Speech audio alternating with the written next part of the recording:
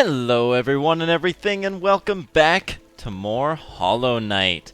In the last episode, we dug deep through this massive area here called God Home, taking on a lot of bosses without getting hit, mind you.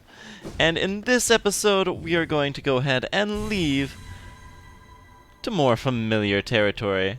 Before we set off, though, seems the creature whose mind plays host to that world has woken up since we broke her out of that sarcophagus. Hallowed land, tune, gods. It's kind of a shame we can't know her thoughts. If we dreamnail her, we'd just get sent right back to Godhome. No idea how that works. Perhaps she's connected to some sort of hive mind along with all the other bugs in there? Who knows? I mean, I probably should. I am the guide here, but you know. Anyway, our goal today is going to be the Kingdom's Edge, and I'm going to go ahead and put on these ones. This seems kind of interesting. This is another pretty cool charm synergy that we've got. I love the trio of having Hive Blood, Grubsong, and Grubberfly's Elegy. Having both Grubberfly's Elegy and Hive Blood means that you don't have to worry so much about staying topped off and investing your soul. Having both Grubsong and Grubberfly's Elegy makes it so that Grubsong is actually powered up. It makes it so that normally when you have Grubsong equipped, any hit you take grants you 10 soul. Since we have Grubsong equipped with Grubberfly's Elegy, we get 25 soul every single time we're hit. And having that sword beam just makes those guys way easier to deal with. Ooh. At this point we are just feeling powerful. So this is one of my favorite little charm multifaceted synergies here. And we're going to use it to take on an old enemy of mine. I say mine personally. Ow, no! Okay, hang on, where did I even come in? Okay, so we gotta go down. Ouch! Another thing that's really nice about just having Hive Blood and Grubberfly together is that you are using just a little bit less soul in order to heal. Why do I keep coming up here when I'm trying to go not this way? Ow. So you keep gaining soul without actually having to use it to heal. And by the time you actually need it to heal, you'll have a nice extra bit built up. All around, just this set works really well together. I'm gonna stop gushing about it, because our goal today is right down here, by just about the only part of this entire area that we have yet to explore. And for good reason, it's blocked by one of those black barriers. And last time we were here, it was to get the key to get the Shade Soul from Hornet, so there was no way we could have possibly had the Shade Soul to get here. A little bit of a routing pet peeve. But let's see what's hidden here. You have come a long way, just to die here at the edge of the world. No, do not speak. I have heard thousands and thousands of empty words from those like you. Your pride, your desires, your desperation. You will take these things with you once I strike you down. Raise your weapon then, and die like those who came before you. Well, someone's full of himself.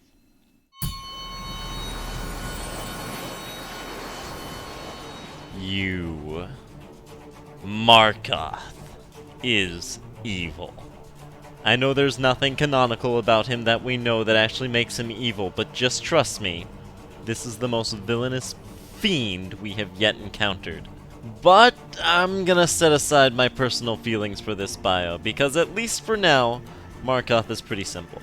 Perhaps as we've come to expect from the Dream Warriors, but as you may have guessed by the fact that he's the only one we needed the Shade Cloak to reach, Markoth is the one meant to be challenged last, and while I still consider Galleon to be a little tougher, an argument can absolutely be made that Markoth is the strongest. And when we look at his attacks, it's not hard to see why. He has the Nail Barrage and the Shield Spiral. The Nail Barrage is more or less Markoth's default state. Unless he's using the Shield Spiral or beginning one of his phases, he's summoning a relentless onslaught of Dream Nails. These projectiles can appear almost anywhere as long as they're a certain distance away from us. They'll lock onto our position and fly in a straight line, not to be stopped by any obstacle, be that a platform, wall, or our very, very vulnerable phases. Of course, the whole time he's doing that, he'll also be steadily floating around the arena, orbited by a Dream Shield which both blocks your nail and does damage. And no, the fact that he wields a Dream Shield is not a hint that your own might give you an advantage. The nails will only stop when Markoth stops shooting them. But when he does that, it means he's going to use the Shield Spiral. Holding still, his shield will begin to accelerate its orbit around him, and steadily increase its distance from him. When it's as far away as it gets, I wouldn't be surprised if this is the single fastest moving object in the game. It is flying! After reaching its top speed, it will begin slowing down and spiraling back inwards until it's once again time for the Markoth to begin shooting you full of nails. So far, not too bad. The pressure from the Nail Barrage can be pretty hefty, but if nothing else, the Shield Spiral is a pretty lengthy reprieve. If you move a safe distance away, you'll be able to heal a lot. Unfortunately, that was just the warm-up. When Markoth falls to half of his HP, he will summon a second shield and the fight will begin proper. In Phase 2, the Nail Barrage becomes brutally rapid, effectively doubling in frequency. You'll have to be extremely quick and nimble just to avoid them, but Markoth is still floating around, now with 2 shields, and having to relocate to avoid him can be harrowing. The Shield Spiral doesn't actually change too much. The presence of the second shield can make hitting him here a little awkward, since it doesn't change its distance from Markoth, but thankfully that's the only difference, and this remains a great time to focus up some health. Oh, but I seem to have glossed over a small detail, just a footnote of a thing really, and that's doing damage? Yeah, so like, here's the problem. Everything Markoth does is random. The direction the nails spawn from, random. The number of nails between shield spirals, random. The time in between each nail, random. The direction he moves in, random. The direction his shield is spinning, random. I am defeated. I have nothing. You just can't account for this many random variables. Basically, there are really only 2 ways you can approach this fight. Number 1, you can play it safe during the Nail Barrage. Keep yourself somewhere relatively safe and just dodge while you wait for Markoth to use Shield Spiral. At which point you can close in, hit him with a nail art or a couple of slashes, and then retreat. Then you can use any excess soul to chip him down with some spells from afar. For this tactic, I recommend staying on the ground level if you can. The Dream Nails shouldn't spawn beneath you as long as you're grounded, which lessens the possible spawn areas you have to pay attention to. The other option is to just throw caution to the wind. During Nail Barrage, fight fire with fire, and just try and get in as many hits as you can, only letting up when the damage you take becomes too great.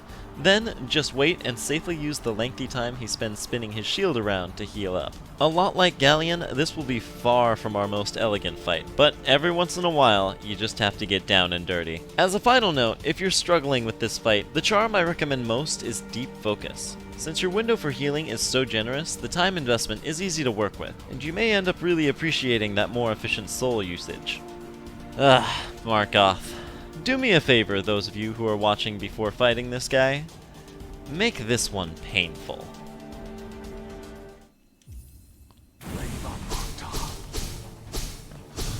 Now Markoth is all about range, and keeping your distance is very, very handy dandy for dodging everything. This is another really helpful use for Grubberfly's Elegy. I'm going to use it as much as I can before it's taken away from me.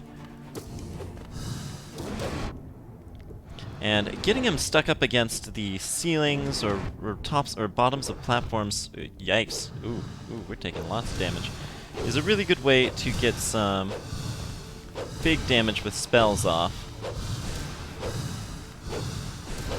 Come on. You gotta be almost done now. Ooh, I'm not liking this one bit, actually. We're coming down to the wire here, and I am... Oh, jeez. No, he got me before that thing regenerated. Oh, no. No, I don't want to die here. I don't want to die. I was really reckless because I figured we could take him down fast. But he's hanging on by some amount here, and I don't know what it is. Die! Thank you! Whew. Okay. Never have I been defeated in combat. I can see myself there, still sleeping. How long have I been hidden here? Here at the edge of the world. No one can find me except you. Warriors, knights, kings, even time itself. They have no power over me. Only you. You are the darkness, come to consume me.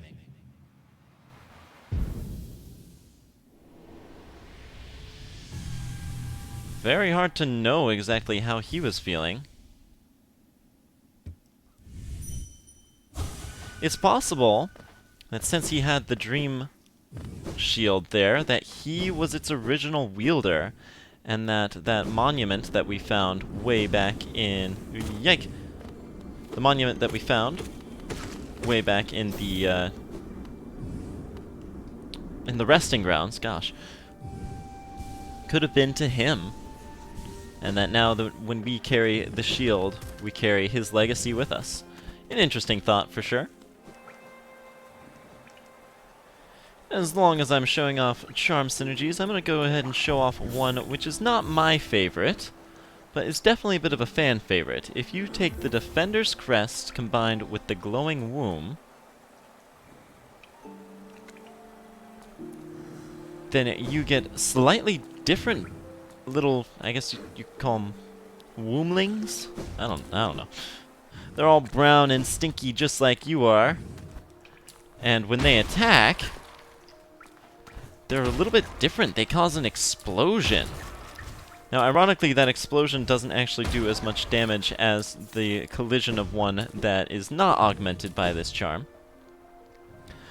But the drawing point is that they leave this creep on the or in the area where they explode, which ultimately, combined with the impact of the explosion, makes them do a lot more damage at no extra soul cost, which is all pretty neat.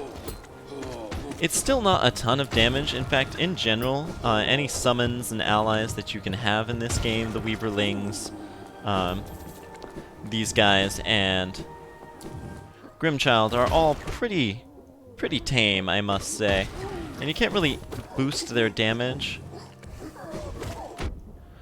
through conventional means, like equipping Strength or Shaman Stone. It doesn't improve them. Some of them do have synergies or ways to upgrade them, of course, but we'll get into that as we go further. I do feel like I haven't shown off as many charm synergies as I definitely could have been throughout this whole time, but for the most part, I feel like they're more gimmicky than anything.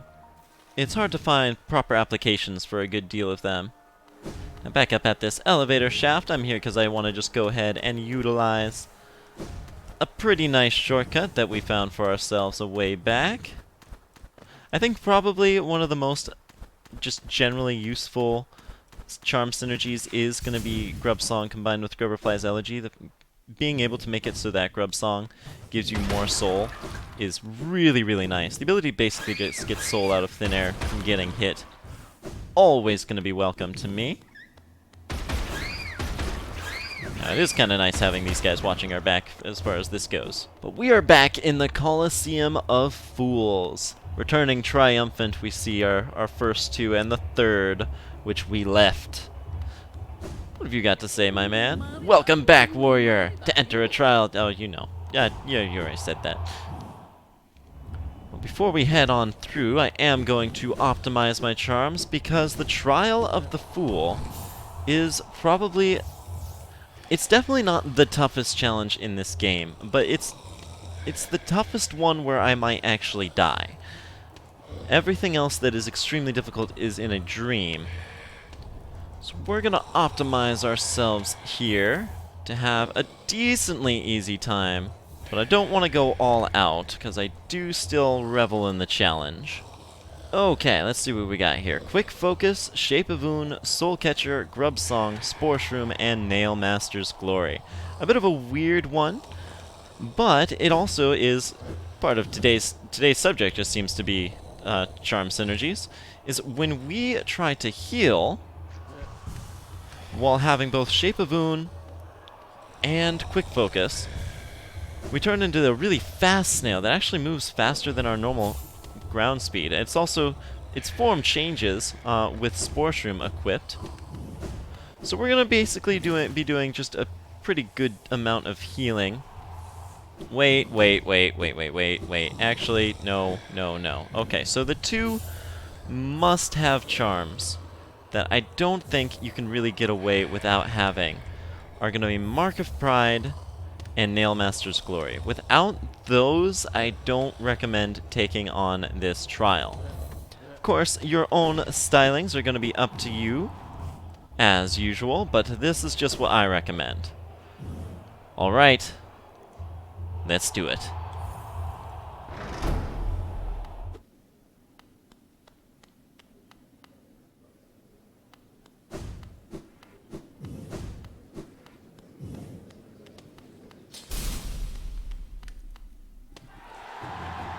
I have returned. Show me what you've got. Alright, gonna start off with some fools that we have indeed already seen before. And actually, it's been long enough that I don't remember exactly which ones were already there. Apparently those armored, what are those, Squits, I think? Weren't here prior. Now we have got a lot to do as far as all of these foes go. Being able to heal while moving is going to be really, really helpful. The foes are going to be coming fast and loose. I am going to be taking a lot of hits. But as long as we have the ability to just stay on the move and replenish our health. Ooh, nice. Love that. As long as we have the ability to replenish our health while staying on the move, we are going to be just fine and dandy. Sorry for the brief interruption there. We are past the interlude. Let's continue. Now these armored guys, I think they're, what, oh, shoot. No, wait, we'd already fight them. Oh, jeez. Oh, no.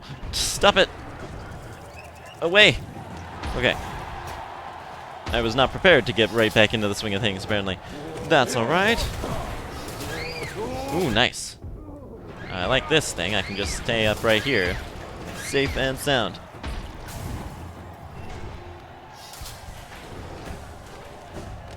And now these guys. Oh, shoot. I remember liking these things' names. Now I can't remember it.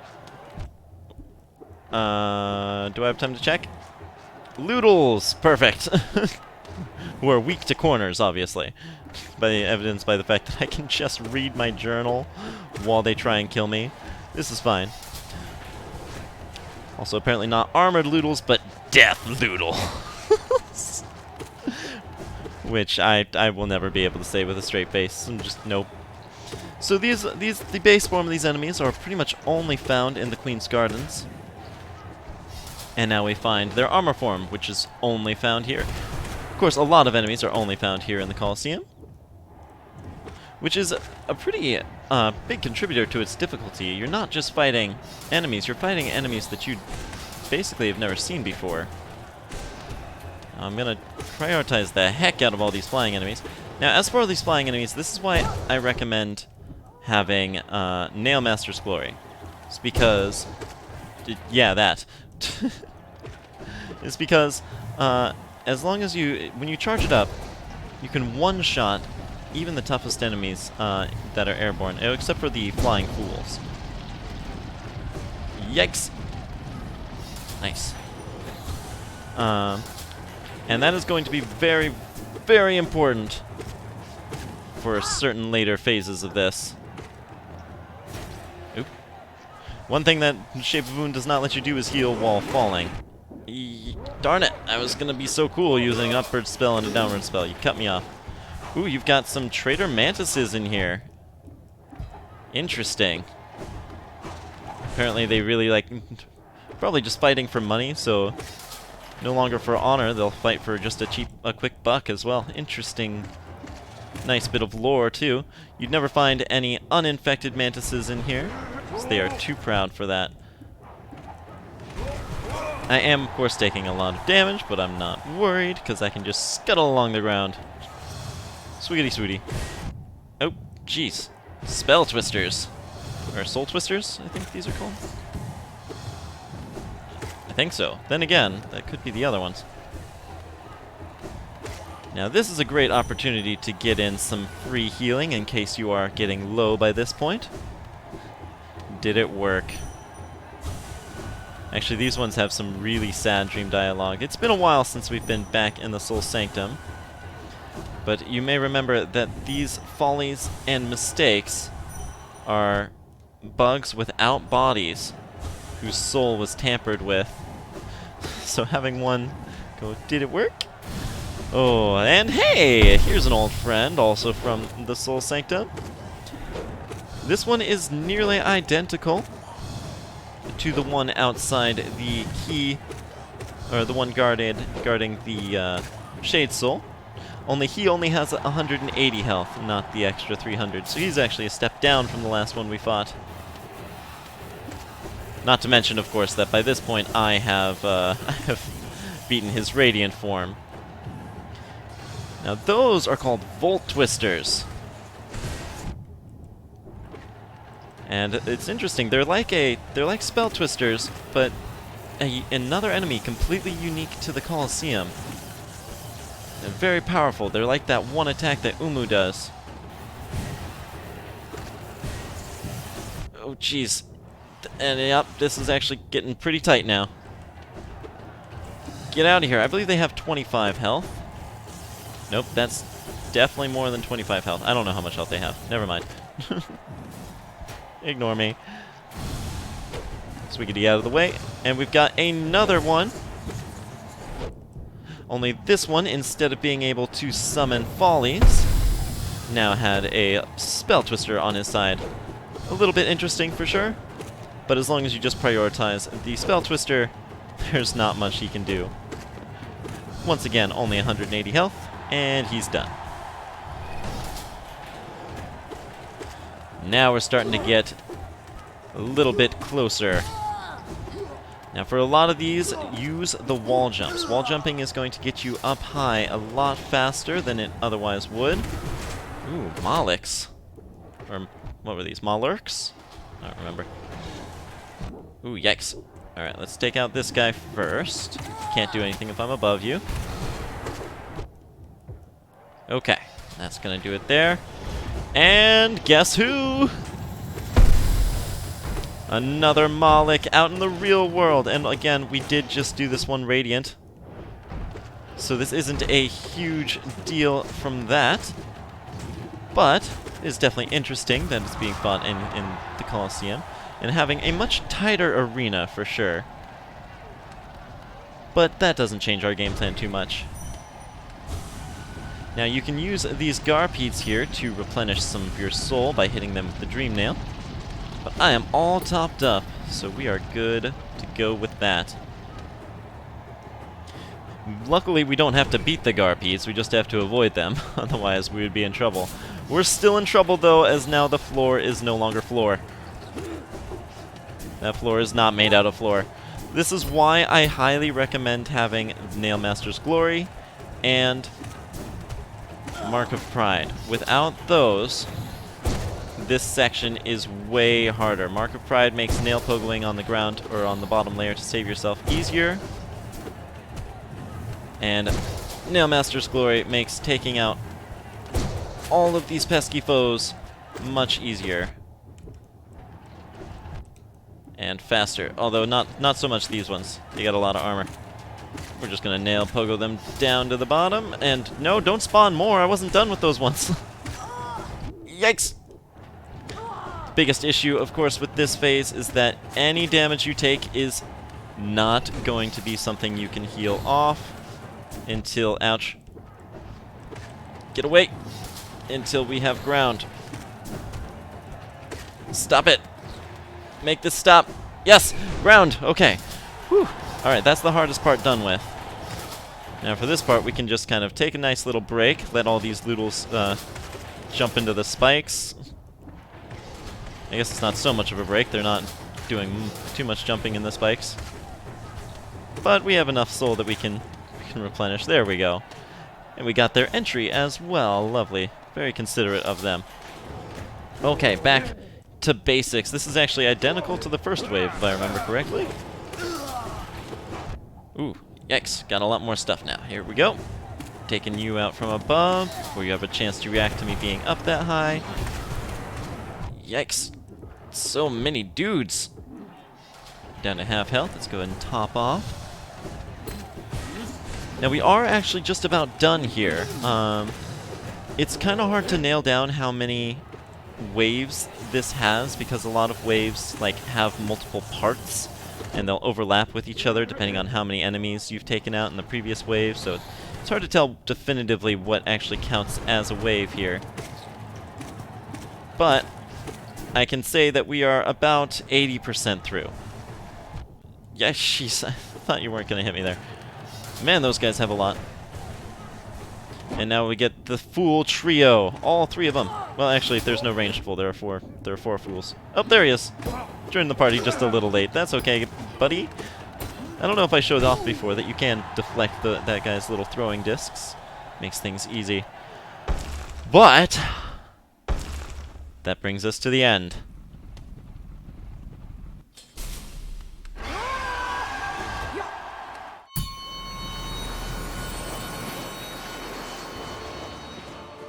After biting our nails through wave after wave of enemies, I'm sure the last thing you were hoping to see was a completely unique boss fight with all new behaviors and patterns to learn. But the God Tamer positions herself as the final test to prove ourselves a true fool. Luckily for us, she is easy peasy. Bit anticlimactic, actually. Still, let's not get ahead of ourselves. The God Tamer is actually two individual foes, each with their own pool of HP and their own attacks which they'll use independently of each other. You have the Tamer herself, and her partner, which is generally just referred to as the Beast. No, not that one. The Tamer has 600 HP, while the Beast, no, not that one, has 450. If you beat the Tamer first, the fight becomes effortless, with only half the pair to contend with. But if you take down the Beast first, then the fight just ends. No matter how much HP the Tamer had left, she just surrenders. Going after the Tamer, then, would only be making things needlessly difficult on yourself. Unless you're doing some sort of weirdly specific challenge, there's pretty much no reason not to focus on the Beast. As for what they're going to throw at us, the Tamer has only one attack, the Jumping Slash. The Beast is a bit more versatile, having the Acidic Volley, the Roll, and Walking Forwards. The Jumping Slash is almost painstakingly simple, and the Tamer only does it once every 4 seconds or so. Avoiding it is as simple as not standing still, and what you do after that is honestly none of my business. The Beast, who is steadily becoming more apparent as the only one that does any of the actual work around here, has a lot more going on. The Acidic Volley can be a really tricky set of projectiles to avoid. They launch pretty high, making them difficult to jump over top of, and they leave hitboxes on the ground, which can obviously complicate everything. Jumping over the Beast as he winds this up is probably the most surefire way to avoid it, but if you're stuck in front of him for whatever reason, then I'd recommend dashing away to try and stay safely between the second and third set of blobs. The roll has a lot to it. The Beast is invincible to your nail while curled up. He'll always roll from the point he starts all the way to the wall, and when he reaches it, he will immediately bounce back, always aiming to land on top of you. Luckily for us, since we know that's always where he's aiming, dodging this bounce is once again just a matter of not standing still. Now, as walking forwards goes, the Beast isn't nearly as threatening as many of the other foes who could do the same thing. He doesn't move particularly far, and he's pretty slow. The main problem is that he can't be knocked back, but as long as the pair don't have you locked in directly next to his face, this shouldn't be a big deal. Now, let's jump right into our strategy. This pair can be extremely dangerous, even overwhelming if you try and fight them on the ground. The Beast basically has a broad influence of the entire arena, and the Tamer will always make things uncomfortable by directly targeting you with every jump. Luckily for us, there is very little reason to actually stay on the ground. The Beast has a great big juicy hitbox that we can nail pogo on top of and never come back down. You may have noticed that the only thing the Beast can do to attack above itself is the bounce at the end of its roll, which isn't exactly going to take you by surprise. So essentially, the only thing to worry about while you're up here is the Tamer's jumps. They're infrequent enough that having to take a small break from your nail pogo practice isn't much of a problem, and even then, they're only really a problem if she's extremely close to your position. You can mitigate this entirely by luring the Beast away from her whenever he uses a roll, or just ignore her by using a descending dark every time she jumps. It's up to you. All in all, as boss fights go, I'd say this one's pretty tame. I can't tell you how many times the God Tamer killed me my first time attempting this fight. It just seemed so insurmountable, having to take on 2 foes at once after all of that. But after I learned that you can just nail pogo the beast, everything just fell back into place. Pardon me there, little Miss Tamer. Now, the God Tamer is one of a few NPCs in this game that is based on art from one of the backers, and this is a really cool one. I like her design a lot. It's almost a shame that they didn't do more with her. But that's it.